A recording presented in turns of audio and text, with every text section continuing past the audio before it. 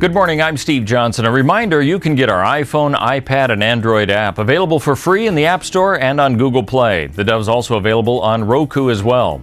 Well, the cleanup from an outbreak of tornadoes has scarcely begun, but people in storm-ravaged towns like Washington in central Illinois have come together and they've kept going. The tornado that hit Washington on Sunday cut a path of about an eighth of a mile wide from one side of the community of 16,000 to the other. It damaged or destroyed as many as 500 homes.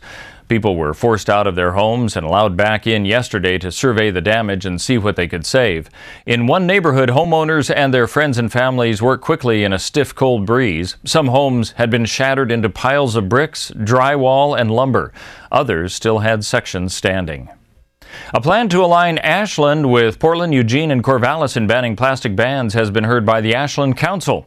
Last July, an effort to remove most plastic from being used in commercial stores was begun in town. Now the City Council has considered such a ban in their weekly study session.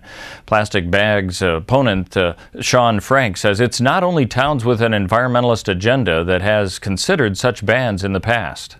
In Long Beach, there's actually a ban, and it's not the typical city you think of as a green city. And so if we have some excuses like we do here in Ashland that say like, oh, the business community will have to do too many hoops to jump through, you can see that in Long Beach it's worked, and now it's 2 years.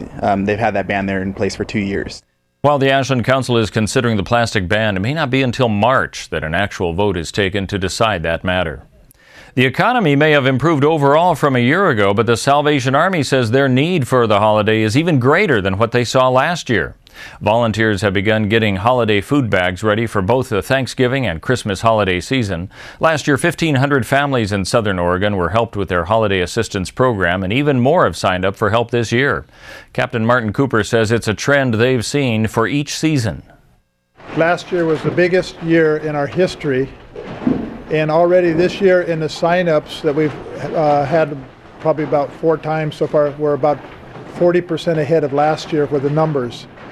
So it's going to be the biggest year ever for us. The Salvation Army also says they have a need for more toys as well as food items. For an update on how you can help, you can contact the Salvation Army. Police are sifting through dozens of tips concerning last week's bombing of the Medford-based district attorney's office, but so far no major breaks are reported. Local and federal investigators have asked the public for help on any information they may have on the early morning explosion that took place on November 13th outside the DA's office. Let's take a look now at what we can expect on the weather scene, and we've got a little wet weather to look forward to today for Medford and Grants Pass. Good chance for rain with a high of 55, continuing in tomorrow with 51 before breaking on Thursday.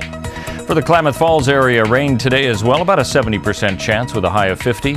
46 the high tomorrow with a 50% chance of rain before the sun pokes through on Thursday. Along the coast in Brookings, rain today and tomorrow as well, a high of 53, 56 tomorrow, then sunny on Thursday with a high of 60.